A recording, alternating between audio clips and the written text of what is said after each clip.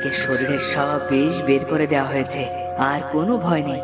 তবে তান্ত্রিক যদি বলে যে সে আমার কাল নাগিনীকে হত্যা করেছে, তবে আমি কাউকেই ছাড়বো না। বেশ, তাই হবে। তখন পরিরানী তান্ত্রিক শামুরের মুখে 2 ফোঁটা সঞ্জীবনী দিল। কে ওখানে? কে? আজ কি তবে ডাইনির হাতে ধরা পড়ে গেলাম? এবার কি সে আমাকে হত্যা করবে? ডাইনি তারকা, আপনি একটু এদিকে আসুন। বাগানে কেউ এসেছে, ওখানে কেউ আছে? তান্ত্রিক সামরিক, আপনাকে ধন্যবাদ। এবার আমাদের যেতে হবে। ডাইনিকে নাশ করে রাজ্যকে মুক্ত করুন রাজবধূ। তবে একটা কথা বলি, ডাইনি কখনো খালি হাতে ফিরে যাবে না। ও কোনো না কোনো ক্ষতি করে তবেই ক্ষান্ত হবে। আমি চলি তান্ত্রিক সামরিক, আমাকে যেতে হবে। পরিরানী, চলো। পরিরানী আর পরিণীতা গেল দাসের কুঠিরে। রাজবধূ, আপনি ফিরে এসেছেন? শঙ্খমালা, কুমার আর ইরাবতীকে ডাকো, আমরা আজই প্রাসাদে যাব। কি বলছেন রাজবধূ? আমরা আবার প্রাসাদে যাব? কিন্তু ওখানে তো ডাইনি আছে। আজই ডাইনির জীবনের শেষ দিন হবে। সবাই চলো। পৃথ্বীরাজ তো প্রাসাদে গেছে। কি বলছো তুমি? আমার ওইটুকু কুমারকে তুমি একা কেন যেতে দিলে? তুমি একদম ঠিক করনি শঙ্খমালা। এখন চলো, আমাদের যেতে হবে। হায় হায়, কি হচ্ছে এসব? না, এখন সব ঠিক হয়ে গেলে রাজবধূ তো কুমারকে আমার কাছ থেকে কেড়ে নেবে। আমি তো কিছুতেই হতে দেব না। যেমন করি হোক, আমি ডাইনিকে বাঁচাবো আর কুমারকে নিয়ে অনেক দূরে চলে যাব। এসব রাজ্য সিংহাসন আমার কিছু চাই না, আমি শুধু কুমারকে চাই। আমার মনে হয় আমরা কুঠিরেই থাকি। পরিণীতা মা, তুমি প্রাসাদে যাও। পৃথ্বীরাজ তো তোমাকে খুঁজতেই প্রাসাদে গেছে। পরিণীতা, আমরা সবাই প্রাসাদের বাইরে থাকবো, তুমি একাই প্রাসাদে যাবে। এই নাও, এটা জাদু গালিচা, এটা তোমাকে পৌঁছে দেবে। পরিণীতা তখন জাদু গালিচা নিয়ে চলল প্রাসাদে।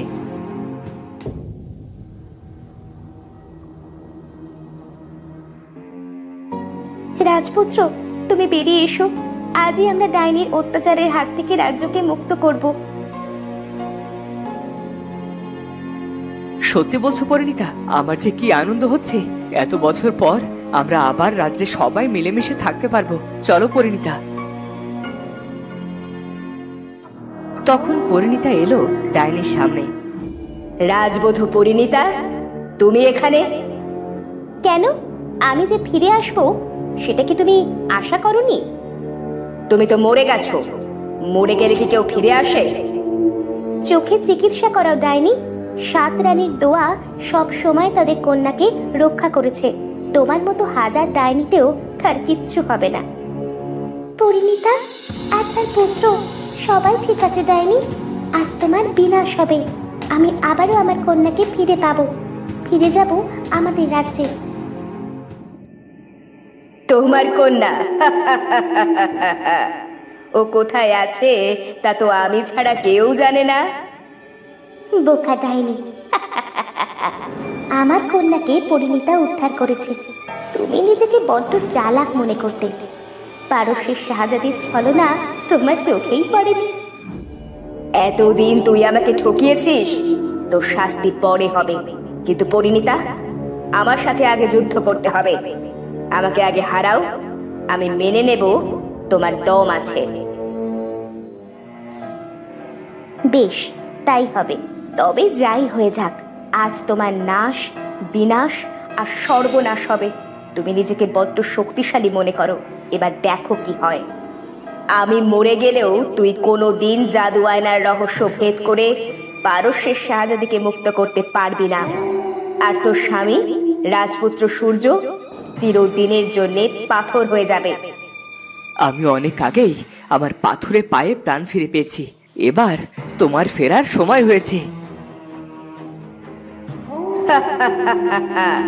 কিন্তু পারস্যের শাহজাদি, তার কি হবে?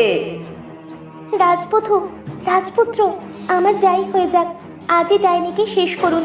ও অনেক কিছু ধ্বংস করেছে, আর নয়। ইরাবতী, ইরাবতী যে আমার জন্য পথ চেয়ে আছে। আপনি তো আছেন, আমার কিছু হলে আমার কন্যার সব দায়িত্ব আপনার। তাছাড়া ও তো আপনাকে মা বলে ডাকে। জীবনের সব চাওয়া তো একসাথে পাওয়া যায় না রাজবধূ। ওদিকে কুমার পৃথ্বীরাজ আসে দাসীর কাছে। শঙ্খমালা মা, তুমি এখানে? ইরাবতী, তুমি প্রাসাদে কেন এসেছো? রাজবধূ আমাদের আসতে বলেছে কুমার, তুমি এসো আমাদের সাথে। আজ ডাইনির বিনাশ হবে। চলো, তাড়াতাড়ি চলো। কুমারের চিন্তা দেখে দাসী শঙ্খমালার বড্ড হিংসে হয়। সেও একটা সুযোগ খুঁজতে থাকে কিভাবে সে কুমারকে সাথে নিয়ে পালাবে। শঙ্খমালা মা, আপনার ভেতরে হিংসা জন্ম নিয়েছে। আপনি তো বড়, আপনার কাছ থেকে এমনটা প্রত্যাশা করিনি। আপনি আমাদের সাথে আসুন, আর এমন কিছু করবেন না যাতে পরিণীতা মায়ের সব পরিশ্রম বিফলে যায়। তুমি বড্ড কথা বলো, চলো। ওদিকে ডাইনির সাথে পরিণীতা কিছুতেই পেরে উঠছে না। পরিণীতা, পরিণীতা সাবধানে। আমার যাই হয়ে যাক, আজ তো আমি ডাইনিকে কিছুতেই ছাড়বো না। আমার রাজপুত্র, তুমি আগের মতো হয়ে গেছো।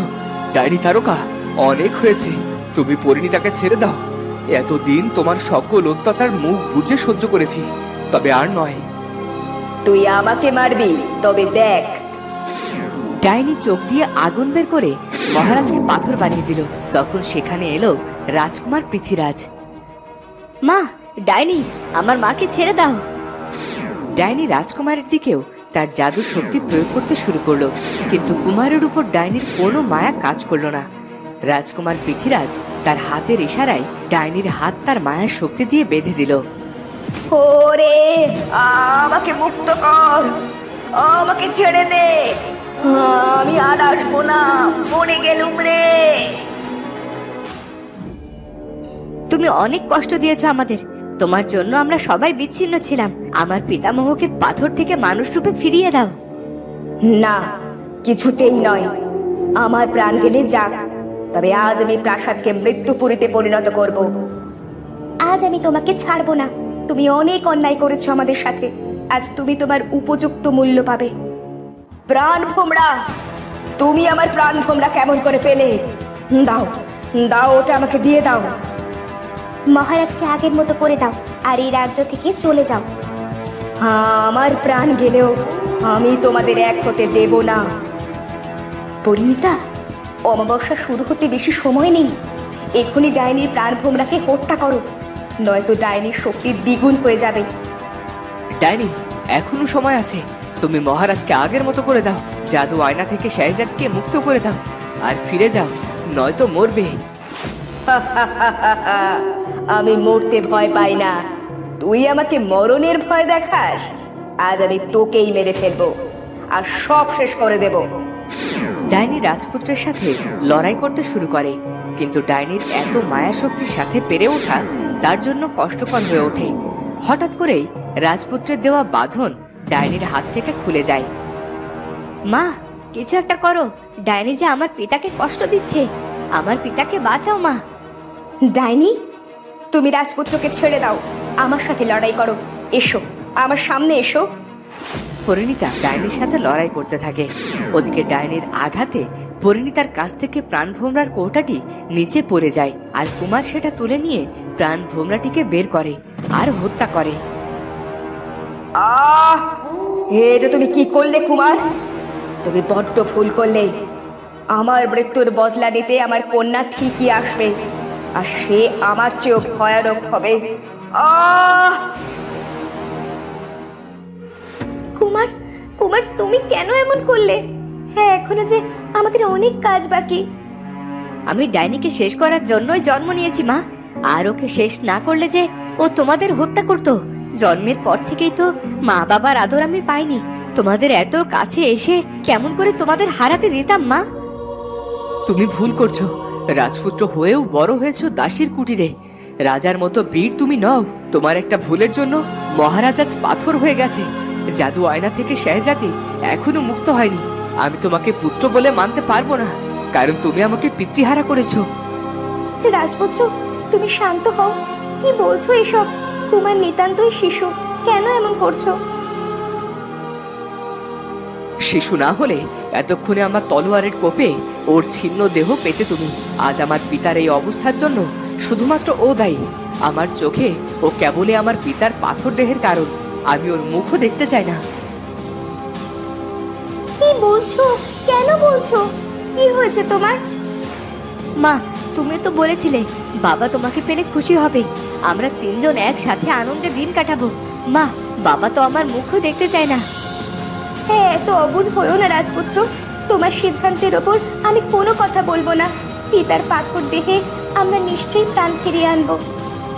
না পরিণীতা, তুমি নাও। পৃথ্বীরাজকে তার ভুলের মাসুল গুনতে হবে, নয়তো কোনো দিনই সে প্রাসাদে নিজের স্থান পাবে না।